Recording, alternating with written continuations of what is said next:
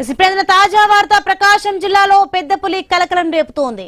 దోర్నాల మండలం బొమ్మలాపురంలో సంచరిస్తోంది. గండి చెరువు సమీపంలో తుంగుడు అటవీ ప్రాంతంలో ఆవుల మందపై దాడి చేసింది. కోడెదూరును చంపేసింది. ఇప్పటికే పెద్ద పులి 20 ఆవులు దుళ్లను హతమార్చిందని పశువుల కాపలదారులు చెబుతున్నారు. ఇటీవల పొలాల్లో రైతులకు కనిపించడంతో సెల్ ఫోన్ లో చిత్రీకరించారు. పెద్ద పులి సంచారంతో రైతులు పశువుల కాపర్లు ఆందోళన చెందుతున్నారు. ప్రాణ భయంతో హడలిపోతున్నారు. అటవీ శాఖ అధికారులు చర్యలు చేపట్టి పొలాల వైపు పులి రాకుండా చర్యలు చేపట్టాలని వేడుకుంటున్నారు.